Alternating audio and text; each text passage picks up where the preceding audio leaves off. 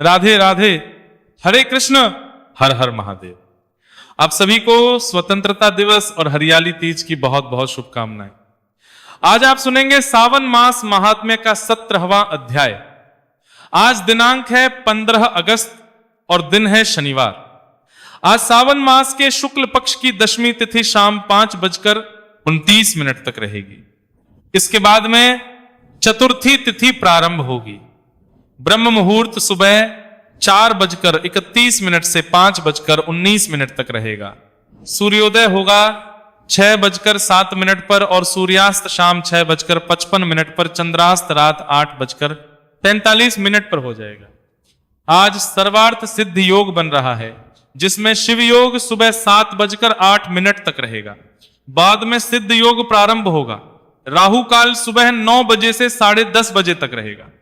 अब सुनिए सावन मास महात्म्य का 17वां अध्याय। सनद कुमार जी बोले, हे भगवान, हे पार्वतीनाथ, हे भक्तों पर करने वाले, हे दया सागर। अब आप दशमी तिथि का तो भगवान बोले, हे सनद कुमार, श्रावण मास के शुक्ल पक्ष की दशमी तिथि से यह व्रत आरंभ करें। पुनः प्रत्येक महीने में शुक्ल पक्ष की दशमी तिथि को यह व्रत करें। इस तरह 12 महीनों में इस उत्तम व्रत को करने के बाद श्रावण मास में शुक्ल पक्ष की दशमी तिथि पर इसका उद्यापन करें। राज्य की इच्छा रखने वाले राजपुत्र, उत्तम कृषि के लिए कृषक, व्यवसाय के लिए वैश्यपुत्र, पुत्र प्राप्ति के लिए गर्भिणी स्त्री, धर्म अर्थ काम की सिद्धि के लिए सामान्य जन, श्रेष्ठ वर की अभिलाषा रखने वाली कन्या, यज्ञ करने की कामना करने वाले ब्राह्मण श्रेष्ठ, आरोग्य के लिए रोगी, दीर्घ काल तक पति के प्रदेश रहने पर उसके आने के लिए पत्नी, इन सबको तथा इसके अतिरिक्त अन्य लोगों को भी इस दशमी को व्रत करना चाहिए। जिस कारण जिसे कष्ट हो तब उसके निवारण हेतु उस मनुष्य को यह व्रत करना चाहिए। श्रावण में शुक्ल पक्ष की दशमी के दिन स्नान करके देवता का विधिवत पूजन कर घर के आंगन में 10 दिशाओं में पुष्प पल्लव, चंदन से अथवा जौ के आटे से अधिदेवता की शस्त्र वाहन युक्त स्त्री रूपा शक्तियों का अंकन करके नक्त वेला में 10 दिशाओं में उनकी पूजा करनी चाहिए। कृत मिश्रित अर्पण करके उन्हें अलग अलग दीपक प्रदान करना चाहिए। उस समय जो फल उपलब्ध हो वो भी चढ़ाना चाहिए। इसके बाद अपने कार्य की सिद्धि के लिए इस प्रकार प्रार्थना करनी चाहिए, हे दीग देवता, मेरी आशाएं पूर्ण हो और मेरे मनोरथ सिद्ध हों। आप लोगों की कृपा से सदा कल्याण हो। इस तरह विधिवत पूजा करके ब्राह्मण को दक्षिणा देनी चाहिए। हे मुनिश्रेष्ठ, इसी क्रम से प्रत्येक महीने में दशमी तिथि का व्रत सदा करना चाहिए और 1 वर्ष तक करने के बाद उद्यापन करना चाहिए। अब पूजन की विधि कही जाती है। स्वर्ण अथवा चांदी या फिर आटे से ही 10 दिशाओं को बनवाएं। उसके बाद स्नान करके भली भांति वस्त्र आभूषण से अलंकृत होकर बंधु बांधवों के साथ भक्ति पूर्वक मन से 10 दिग देवताओं का पूजन करना चाहिए। घर के आंगन में क्रम से इन मंत्रों के द्वारा दिग देवताओं को स्थापित करें। इस भवन के और देवताओं तथा दानवों से नमस्कार किए जाने वाले इंद्र आपके ही समीप रहते हैं। आप ऐन्द्री नामक दिग्गज देवता को नमस्कार है। हे आशय अग्नि के साथ परिग्रह अर्थात विवाह होने के कारण आप अग्नि कही जाती है। आप तेजस्व रूप तथा पराशक्ति है, अतः मुझे वर देने वाली हो। आपका ही आश्रय लेकर वे धर्मराज सभी लोगों को दंडित करते हैं, इसलिए आप संयमिनी नाम वाली है। हे यामी, मेरे लिए उत्तम मनोरथ पूर्ण करने वाली हो। हाथ में खटक धारण किए हुए मृत्यु देवता आपका ही आश्रय ग्रहण करते हैं, अतः आप निरत रूपा हैं।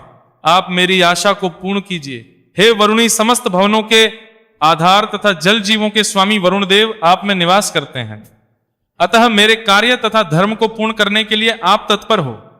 आप जगत के आदि स्वरूप वायुदेव साथ अधिष्ठित है, इसलिए आप वायव्य हैं। हे वायव्य, आप मेरे घर में नित्य शांति प्रदान करें। आप धन के स्वामी कुबेर के साथ अधिष्ठित हैं, अतः आप इस लोक में उत्तरा नाम से विख्यात हैं।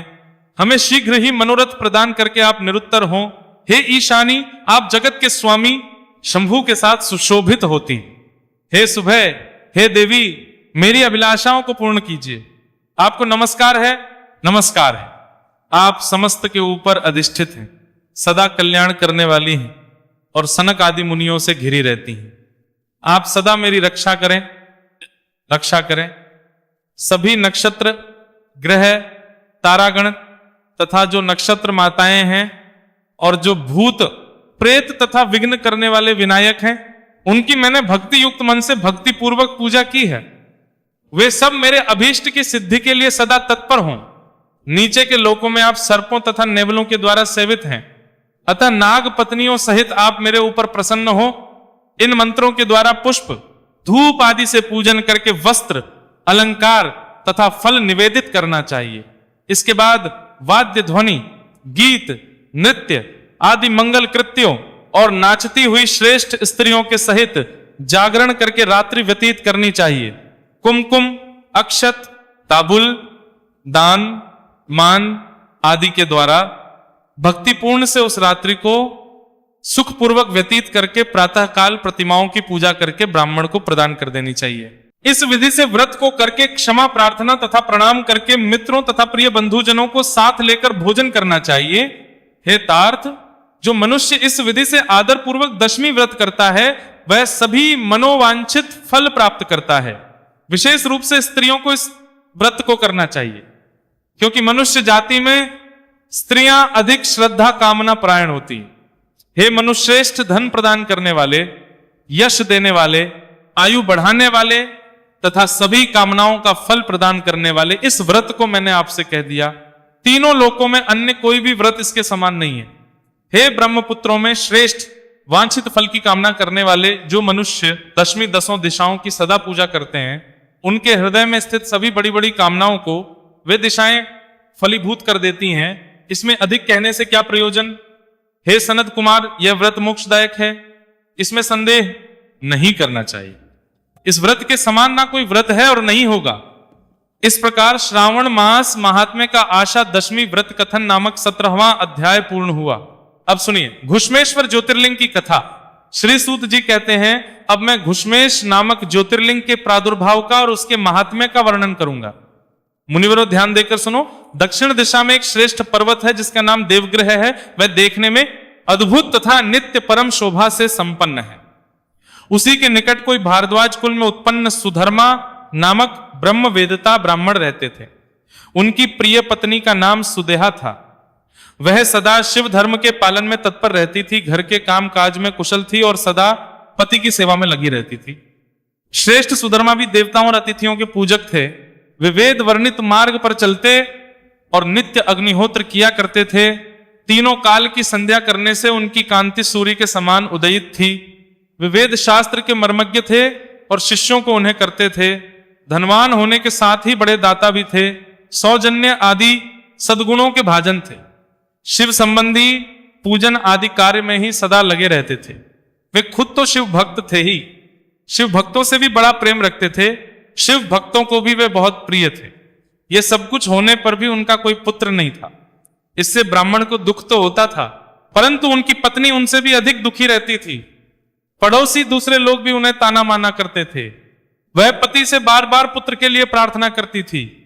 पति उसको ज्ञान उपदेश देकर समझाते थे, परंतु उसका मन नहीं मानता था। आखिरकार ब्राह्मण ने कुछ उपाय भी किया, परंतु वह सफल नहीं हुआ। तब ब्राह्मणी ने अत्यंत दुखी होकर बहुत हट करके अपनी बहन हुष्मा से अपने पति का दूसरा विवाह करा दिया। विवाह से पहले सुधर्मा ने उसको समझाया कि इस समय तो तुम अपनी बहन से प्यार कर रही हो, परंतु जब इसके पुत्र हो जाएगा तब इससे स्पर्धा करने लगोगी। तब उसने वचन दिया कि मैं अपनी बहन से कभी नहीं करूंगी। विवाह हो जाने पर घुष्मा दासी की तरह बड़ी बहन की सेवा करने लगी। सुदेहा भी उसे बहुत प्यार करती थी। घुष्मा अपनी शिवभक्ता बहन की आज्ञा से नित्य एक पार्थिव शिवलिंग बनाकर विधि पूर्वक पूजा करने लगी। पूजा कर वो पास के ही तालाब में उनका विसर्जन कर देती थी। शंकर जी की कृपा से उसके एक सुंदर सौभाग्यवान और सद्गुण संपन्न पुत्र हुआ। घुष्मा का मान कुछ बढ़ा, इससे सुदेहा के मन में डहा पैदा हो गई। समय पर उस पुत्र का विवाह भी हुआ। पुत्र वधू घर में आ गई। अब तो वह और भी जलने लगी। उसकी बुद्धि भ्रष्ट हो गई और एक दिन उसने रात में सोते हुए पुत्र को छुरे से उसके शरीर के टुकड़े टुकड़े करके मार डाला और कटे हुए अंगों को उसी तालाब में ले जाकर डाल दिया। जहां पर प्रतिदिन पार्थिव लिंगों का विसर्जन करती थी, पुत्र के अंगों को उस तालाब में फेंक कर वह वापस लौट आई और घर में सुखपूर्वक सो गई। सवेरे उठकर प्रतिदिन का पूजन आदि कर्म करने लगी। श्रेष्ठ ब्राह्मण सुधर्मा स्वयं भी नित्य कर्म में लग गए। इसी समय उनकी ज्येष्ठ पत्नी सुदेहा भी उठी और बड़े आनंद से घर के कामकाज करने लगी, क्योंकि उसके हृदय में पहले जो ईर्ष्या की आग थी वो अब बुझ गई थी। प्रातःकाल जब बहू ने उठकर पति की शैया को देखा तो वह खून से भीगी दिखाई दी। उस पर मांस के कुछ टुकड़े भी दिखाई दिए। इससे उसको बड़ा दुख हुआ। उसने सास अर्थात घुष्मा के पास जाकर पूछा, उत्तम व्रत का पालन करने वाली आर्य, आपके पुत्र कहां गए? उनकी शैया तो रक्त से भीगी हुई है और उस पर मांस के कुछ टुकड़े भी दिखाई दे रहे हैं। हाय, मैं मारी गई, किसने दुष्कर्म किया है? ऐसा कहकर वह बेटे की प्रिय पत्नी अर्थात सुदेहा की बहू तरह तरह से करुण विलाप करती ही रोने लगी। सुधर्मा की बड़ी पत्नी सुदेहा भी उस समय हाय में मारी गई। ऐसा कहकर दिखावटी दुख में डूब गई। उसने ऊपर से तो दुख किया, किंतु मन ही मन वह हर्ष से भरी हुई थी।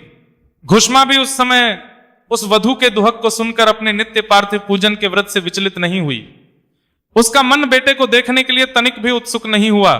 उसके पति की भी ऐसी ही अवस्था थी। जब तक नित्य नियम पूरा नहीं हुआ तब तक उन्हें दूसरी किसी बात की चिंता नहीं हुई। दोपहर को पूजन समाप्त होने पर घुष्मा ने अपने पुत्र की भयंकर शैया पर दृष्टिपात किया। फिर भी उसके मन में बिल्कुल भी दुख नहीं हुआ। वह सोचने लगी कि जिन्होंने ये बेटा दिया था वे ही इसकी रक्षा करेंगे। वे प्रिय कहलाते हैं, काल के भी काल हैं और सत्पुरुषों के आश्रय हैं। एकमात्र वे प्रभु सर्वेश्वर शंभु ही हमारे रक्षक हैं। वे माला गूंथने वाले पुरुष की तरह जिनको जोड़ते हैं उनको अलग भी करते हैं। अतः अब मेरे चिंता करने से क्या होगा? इस तत्व का विचार करके उसने शिव जी के भरोसे धैर्य धारण किया और उस समय दुख का अनुभव नहीं किया। वह पहले की तरह पार्थिव शिवलिंगों को लेकर स्वस्थ चित्त से शिव जी के नामों का उच्चारण करती हुई उस तालाब किनारे गई। उन पार्थिव लिंगों को तालाब में डालकर जब वह लौटने लगी तो उसे अपना पुत्र उसी तालाब के किनारे खड़ा दिखाई दिया। सूत जी कहते हैं, ब्राह्मणों, उस समय वहां अपने पुत्र को जीवित देखकर उसकी माता घुष्मा को ना तो हर्ष हुआ ना ही दुख, बल्कि वह पूर्ववत स्वस्थ बनी रही। इसी समय उस पर संतुष्ट हुए ज्योति स्वरूप महेश्वर शिव शीघ्र ही उसके सामने हो गए। शिव जी बोले, सुमुखी, मैं तुम पर प्रसन्न हूं, वर मांगो, तेरी दुष्टा सौत ने तो इस बच्चे को मार डाला था, अतः मैं अब उसे त्रिशूल से मारूंगा। सूत जी कहते हैं, तब घुष्मा ने शिव जी को प्रणाम करके उस समय है वर मांगा नाथ, ये सुदेहा मेरी बड़ी बहन है, अतः आपको इसकी रक्षा करनी चाहिए। भगवान शिव बोले, लेकिन उसने तो बड़ा भारी अपकार किया है, फिर तुम उस पर उपकार क्यों कर रही हो? दुष्ट कर्म वाली सुदेहा को तो मारना ही होगा, वह वध के ही योग्य है। तब घुष्मा कहने लगी, देव, आपके दर्शन मात्र से पातक नहीं ठहरता। इस समय आपका दर्शन करके उसका पाप भस्म हो जाए। जो उपकार करने वालों पर भी उपकार करता है उसके दर्शन मात्र से पाप बहुत दूर भाग जाता है। प्रभु, यह अद्भुत भगवत वाक्य मैंने सुन रखा है, इसलिए हे सदाशिव, जिसने ऐसा कुकर्म किया है वही करे, मैं ऐसा क्यों करूं? मुझे तो बुरा वाले का भी भला ही करना है। सूत जी कहते हैं, घुष्मा के ऐसा कहने पर दया सिंधु भक्तवत्सल महेश्वर और भी प्रसन्न हुए और इस प्रकार बोले, घुस में तुम और कोई वर भी मांगो, मैं तुम्हारे लिए हितकर वर अवश्य दूंगा, क्योंकि तुम्हारी इस भक्ति से और विकार शून्य भाव से मैं बहुत प्रसन्न हूं। तब भगवान शिव की बात सुनकर घुष्मा बोली कि प्रभु, यदि आप वर देना ही चाहते हैं तो लोगों की रक्षा के लिए सदा यहां निवास कीजिए और नाम से ही आपकी ख्याति हो। तब महेश्वर शिव अत्यंत प्रसन्न होकर बोले, मैं तुम्हारे ही नाम से घुष्मेश्वर कहलाता हुआ सदा यहां निवास करूंगा और सबके लिए सुखदायक होऊंगा। मेरा शुभ ज्योतिलिंग भुष्मेश नाम से प्रसिद्ध हो, यह सरोवर शिवलिंगों का आलय हो जाए और इसीलिए इसकी तीनों लोकों में शिवालय नाम से प्रसिद्धि हो। यह सरोवर सदा दर्शन मात्र से संपूर्ण अभीष्टों का देने वाला हो।